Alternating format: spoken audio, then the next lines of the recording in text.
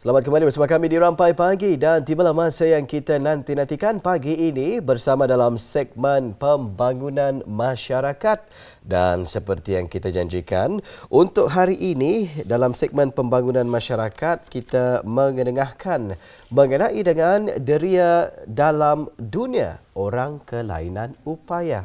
Hani. Ya, syukur Alhamdulillah kita akan bersama dengan tetamu kita Yang Mulia Puan Datuk Khairah Wadihah binti Pengeruian Haji Zainuddin, seorang pegawai kerja sosial. Assalamualaikum Puan. Waalaikumsalam. Selamat pagi Puan, Tuan. Selamat pagi kembali. Apa khabar pagi ini, sihat? Alhamdulillah sihat. Alhamdulillah sihat. Gembira rasanya dapat bersama dengan Puan Dayangku pagi ini ya dalam segmen pembangunan masyarakat untuk berkongsi nih bersama dengan kami berdua. Begitu juga penonton-penonton kita ni di rumah ya, sekitar deria dalam dunia orang kelainan upaya. Jadi sebelum kita memulakan ruangan wawancara ini, mungkin Puan boleh mengongsikan latar belakang Puan sendirilah ya dan apa yang Puan lakukan sebenarnya ni. Okey. Jadi saya seorang pegawai kerja sosial. Kira bidang saya dari segi pendaftaran dan juga memantau harian Pusat Bahagia. Jadi Pusat Bahagia adalah salah satu perkhidmatan di bawah bahagian orang kelainan upaya. Kira fokusnya bahagian orang kelainan upaya adalah untuk perkembangan golongan orang kelainan upaya kita ni atau OKU kita ni. So, minta izin dalam cakap Inggeris lah, we overlook all the development dari segi sosial dan juga welfare juga dengan bersama bahagian satu lagi iaitu bahagian warga emas dan pencen-pencen. Jadi hari ini saya akan menjelaskan sikit pasal apakah deria. Kira maksudnya lah. So deria merupakan satu perkataan yang tidak asing di kalangan kita ni, terutamanya bila kita mengaitkan tentang rasa. Jadi tentang apabila saya bercakap tentang deria atau panca indera, the senses, biasanya ada 5 jenis deria yang akan terlintas dalam fikiran kita ni, iaitu melihat, mendengar, rasa, sentuh dan juga menghidu bau. Tetapi sebenarnya deria ada pelbagai jenis. Jadi 2 lagi yang tidak sering kami mendengar tapi mengenai pergerakan, iaitu adalah vestibular atau balance, keseimbangan badan, dan juga proprioception, iaitu persepsi kita ni di dalam persekitaran. Adakah sama dengan spatial awareness? Ya, Nurse Puan. Jadi secara ringkaslah, deria adalah salah satu alat perasa.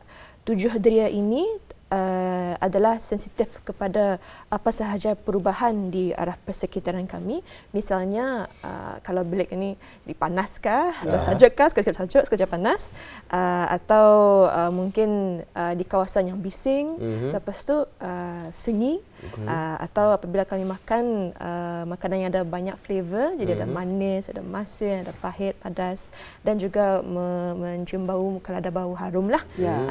Jadi ada, when it comes to sensory atau deria, ia sangat-sangat diperlukan oleh setiap individu untuk mengetahui keadaan di sekeliling kita ni, dan dengan adanya deria ini ianya dapat menghantar signal melalui urat saraf kepada otak untuk kita membuat respon yang bersesuaian, terutamanya untuk menghindari bahaya atau sesuatu yang kurang menyenangkan. Jadi apa yang dimaksudkan dengan deria ini? Kadang-kadang ketani senang saja untuk ketani tidak mengambil endah ataupun orang ambil senang saja. Orang take for granted deria yang ketani dianugerahkan oleh Allah SWT. Jadi amat penting sekali, memandangkan juga baru saja ketani raikan Hari Antarabangsa Orang Kelainan Upaya yang disambut pada setiap 3 hari bulan Disember, disediakan oleh Pertubuhan Bangsa-Bangsa Bersatu. Jadi berbalik mengenai dengan topik tadi, deria dalam dunia orang kelainan upaya ini, apa sebenarnya perbezaan di mana orang kelainan upaya ini dapat orang mengsense ataupun mengalami dari segi deria mereka? Bagaimana ni Puan? Sebelum saya boleh menjawab, mungkin saya boleh bagi penjelasan sikit apakah erti seorang orang kelainan upaya. Jadi untuk para penonton, orang kurang upaya di bawah Akta Orang Kurang Upaya 2021 adalah seseorang yang mempunyai kekurangan yang berjangka panjang dari segi tingkah laku atau behavior, komunikasi, perkembangan, fizikal, mental, intelek atau deria yang apabila ianya berinteraksi dengan di pelbagai halangan, ianya akan menjejas penyertaan atau penglibatan mereka dalam masyarakat. Jadi untuk sesi ini saya akan fokuskan lagi zoom in kepada deria saja. Jadi deria adalah seperti OKU penglihatan, pendengaran dan juga berganda. Jadi contohnya autisma. Ya. Jadi autisma ianya bukannya sahaja perkembangan, ianya boleh juga menjejaskan kira ia punya tingkah laku dan komunikasi dan juga to an extent intelek juga. So dari segi OKU penglihatan dan pendengaran, secara straightforwardnya tahap kekurangan penglihatan atau pendengaran mereka akan menjejas penglibatannya. Jadi if sekiranya contohlah misalnya seorang OKU penglihatan buta on both eyes, they will not be able to orientate outside the house. So it would usually need seorang pengiring. Or let's say they cannot drive the car. So, mereka memerlukan ahli keluarga atau kira di kawasan komuniti mereka supaya mereka dapat menguruskan apa sahaja urusan harian mereka. Ianya juga sama dengan OKU pendengaran, oleh sebab mereka tidak dapat dengar, kira bahasa isyarat atau visual adalah menjadi alat komunikasi mereka. Dan dari segi berganda seperti autisma, ianya slightly more complex kerana ianya mengikut tahap bagi setiap 7 kategori deria masing-masing. Jadi for example para penonton dan juga tuan-puan, 7 deria berkenaan ini ia macam seperti a scale. Ada some the senses is very high, we call that hypersensitivity. Or it's very low. We call it hyposensitivity. So bagi hypersensitivity, contohlah misalnya maybe ada kanak-kanak OKU yang sensitif dengan audio pendengaran. So walaupun masuk ke dalam the mall untuk kami biasa sudah dengan bunyinya. Tapi mungkin untuk orang it's very loud, so they have to do this. Yeah, it's overwhelming. So if they get a lot of sensory input, this is the thing that can cause a meltdown. So when it comes to hyposensitivity, however, ianya artinya kurang reception. So ia mesti mencarilah. So macam for example, mungkin vestibular, so balance kira ia rasa balance-nya macam ada yang dengam, so ia malah rocking macam dia seimbang. Dia seimbang, jadi macam ni. Bukannya it's not macam ia nada masalah whatsoever, it's just the way how they regulate their sensory. Menarik sekali mengenai dengan perkara tersebut.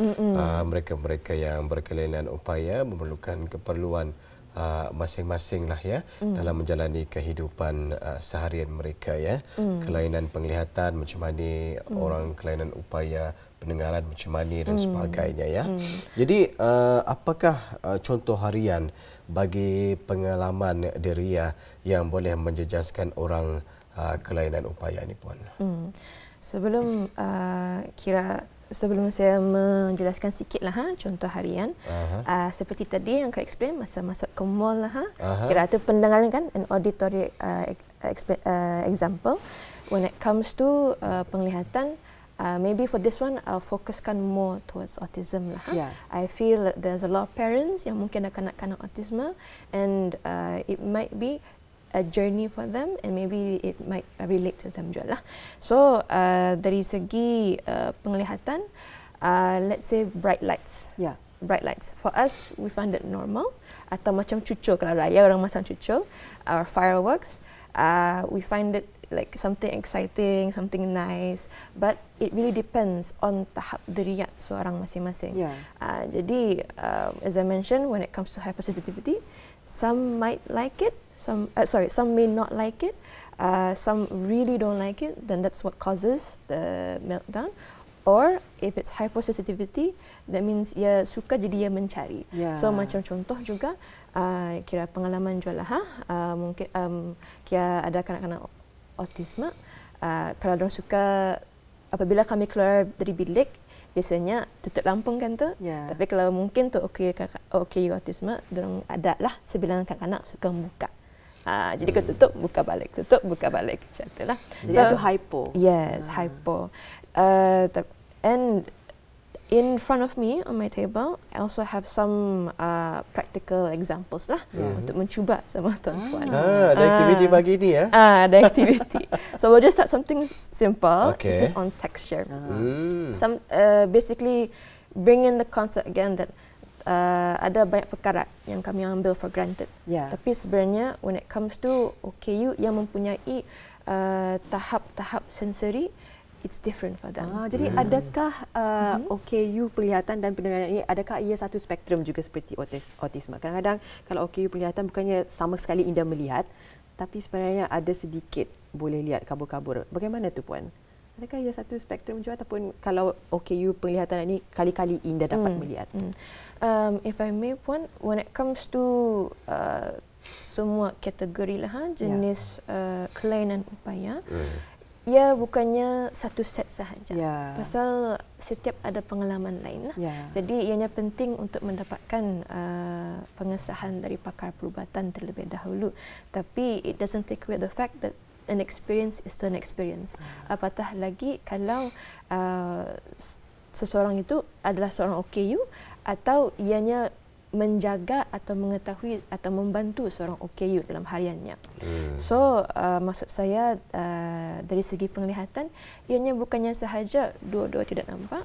Mungkin macam contoh, glaucoma tadi pun mention lah, ada sikit saja nampak. Walaupun dapat nampak, it still boleh menjejaskan penglibatan mereka. The same juga if let's say, only one part of the eye yang fully blind, the other okay, but it means that they cannot see the other side. It's also the same for OKU pendengaran.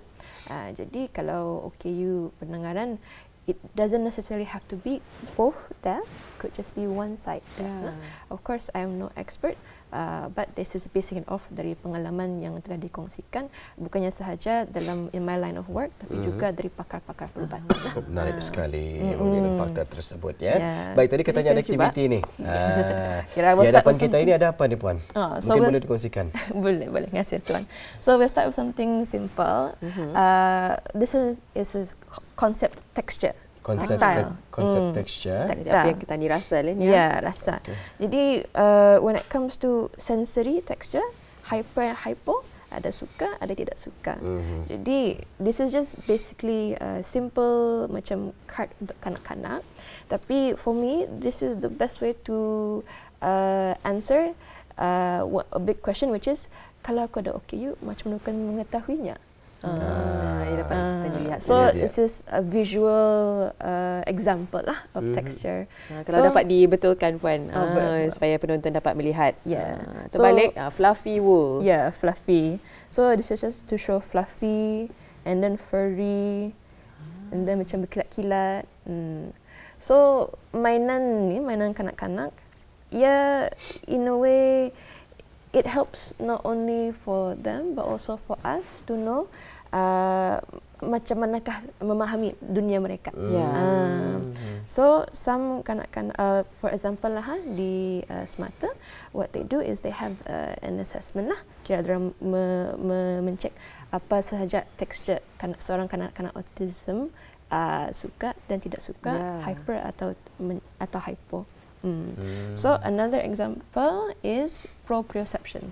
So proprioception, ianya tidak ada a Malay word for it, tapi as mentioned, ia persepsi, kira spatial awareness. So something that we take for granted, let's say kalau kami main bola, kami tidak lihat, tapi kami tahu di mana, di mana sampainya. It's also the same if let's say kalau aku mengumban, boleh. Boleh, cuba. Okay, cuba. Ada spatial awareness. Syukur Alhamdulillah. Sudah bangun. Wali. Jangan. Belum bangun lagi. Cuba lagi sekali. Baik. Jadi maksudnya, walau kita ni mengumban, kita ni dah tahu di mana jatuh. Tetapi kita ni ada awareness tersebut untuk menyambut bola itu tadi. Latihan ini dilakukan di Smarter. Di Smarter. ada. Luar biasa sekali. Dan bukan Jadi ini sahaja akan di membantu mereka punya sensory untuk special sensory ni. Yes, kira it's just one part of it lah. Dari segi Smarter, memang mereka membuat pelbagai intervensi untuk kanak-kanak autisma dan juga dewasa. Tapi yang paling penting, kerjasama ibu bapa dan penjaga adalah sangat diperlukan. Pasal it takes one village to raise a child. Apatah lagi kalau that child adalah seorang OKU. So dari proprioception atau persepsi, as Tuan Wali mention tadi kan, indera semestinya kita tahu di mananya jatuh. Sama je indera semestinya kita tahu di mana aku akan baling. Tapi it's that awareness. Some children, they might not know where it goes. They have to see to know it. Sama juga seperti kalau sekiranya kami menepuk tangan. Kami tidak melihat. Tapi kadang some mesti melihat. Sampai. Tapi of course dari contoh-contoh yang saya telah berikan, ianya bukannya salah satu kira reason untuk kami berputus asa, kira to say I don't understand so I won't do it. No, ianya adalah kira salah satu cara untuk kami dapat memahami lebih lagi apakah usul dunia mereka.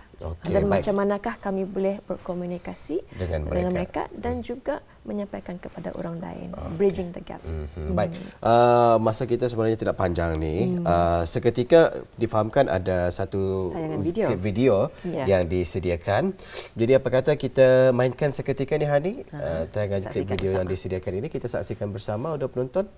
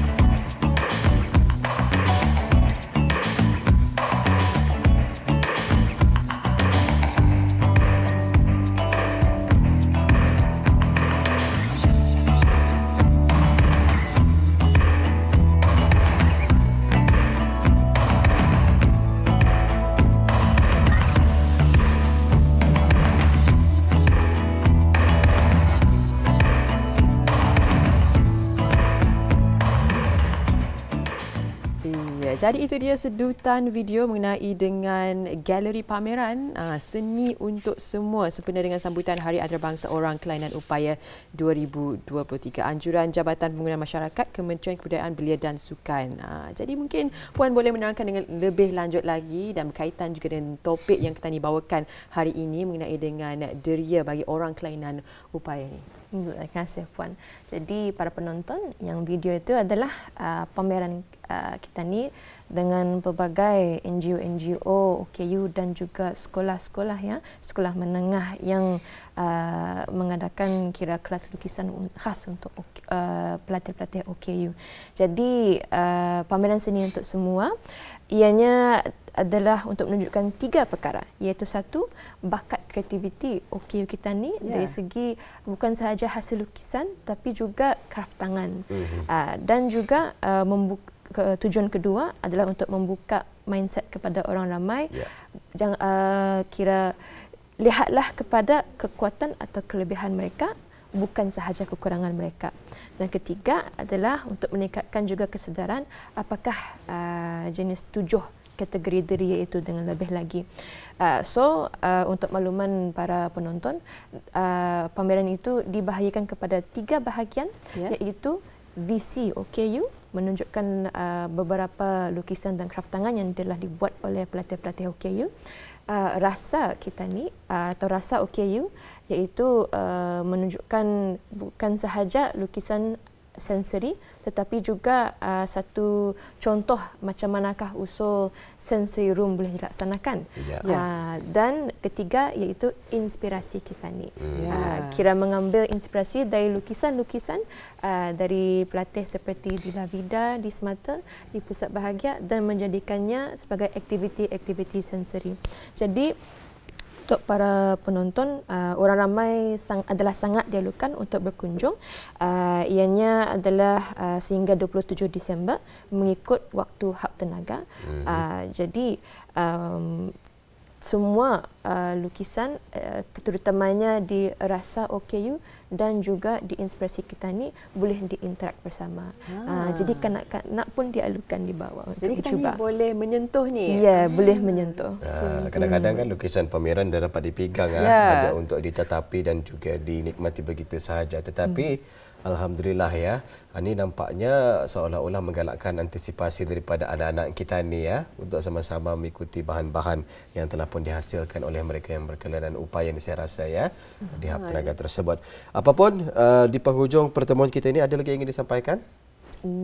Alhamdulillah tidak ada, tapi terima kasih atas memberi peluang untuk saya mengungsikan sikit mengenai OKU dan juga alhamdulillah saya juga menyampaikan bersyukur bukannya sahaja kepada orang ramai kira kesedaran mereka meningkat, tapi persatuan-persatuan OKU seperti Semata, Persatuan Bina Penglihatan dan juga OKP dan juga Persatuan Bijak kira tidak putus asa untuk menyampaikan macam advocate untuk OKP kita. Alhamdulillah, apresiasi seni di samping kita ini meningkatkan kesedaran kita ini mengenai dengan orang kelainan upaya. Terima kasih Yang Mulia Puan dan Ku Khairah Wadihah binti Pimpinan Haji Zainuddin telah pun berkesudian bersama kita ini di Rampai Pagi menerangkan mengenai dan deria dalam dunia orang kelainan upaya dan juga pameran seni untuk semua yang berlangsung sekarang di Galeri 4 Hub Tenaga Demaga Diraja. Terima kasih Puan. InsyaAllah kita akan bersua lagi. Assalamualaikum. Waalaikumsalam.